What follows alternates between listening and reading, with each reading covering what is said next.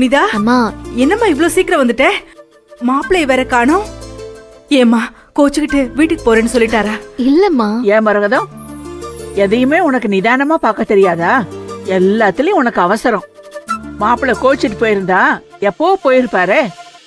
உன் பொண்ணு முகத்தை பாரு. அவ ஏதோ சந்தோஷமான செய்தியை சொல்ல வந்திருக்கான்னு நினைக்கிறேன். பாட்டி நீங்க கிரேட் பாட்டி. முகத்தை பார்த்தே மனசுல இருக்கிற எல்லாத்தையுமே சொல்லிடுறீங்க. அம்மா அன்னைக்கு கோவில்ல வச்சு அமுதாவுக்கு ஜாதகம் பார்த்தோம்ல, மாப்பிள்ளை வீட்டுக்கு அமுதா ஜாதகம் ரொம்ப பிடிச்சு போச்சான். அவங்க பேச வரேன்னு சொல்லிருக்காங்க. ஐயோ இதான் விஷயமா? அப்பா நான் கூட என்னமோ ஏதோன்னு பயந்துட்டேன். சரி ஒண்ணு பண்ணலாம், நாங்களும் கிளம்பி வீட்டுக்கு வரோம். ஏன்னா ஆளும் பெருமா இருந்தாதான் மாப்பிள்ளை வீட்டுக்காரங்க நம்மள மதிப்பாங்க.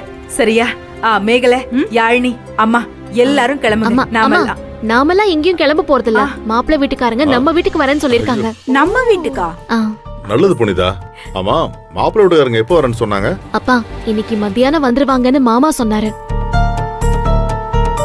முதல்ல நல்ல காரியம் பேசுறப்போ பொண்ணு வீட்டுலதான் பேசணும்னு மாப்பிள்ளை வீட்டுக்காரங்க நிறைய எதிர்பார்த்துட போறாங்க. நானும் மாமா கிட்ட அதேதான் சொன்னேன். மாமா தான் நீயும் கபிலனும் பேசி உங்க மனசுக்கு பிடிச்சா நீங்க பையனோட போட்டோவையும் பையனோட குடும்பத்தையும் அமுதாவுக்கு அறிமுகப்படுத்தலாம்னு சொன்னாங்க. எனக்கும் அவர் சொன்னது சரின்னு பட்டுச்சு. ஓ, அவர்தான் இங்க வர சொல்லிருக்காரா? அதுவும் கரெக்ட் தான். மாப்பிள்ளை வீட்டுக்காரங்க இங்க வந்தாங்கன்னா அவங்க பையன் எப்படிப்பட்ட வீட்டுல சம்பந்தம் பண்ணிருக்காருன்னு வர்றவங்களும் தெரிஞ்சுக்குவாங்கல்ல. ஆக முன்னக்கூட்டியே 4 விஷயத்த யோசிச்சுதான் மாப்பிள்ளை வீட்டுக்காரங்கள நேரடியா இங்க வர சொல்லி இருக்கிறாரு.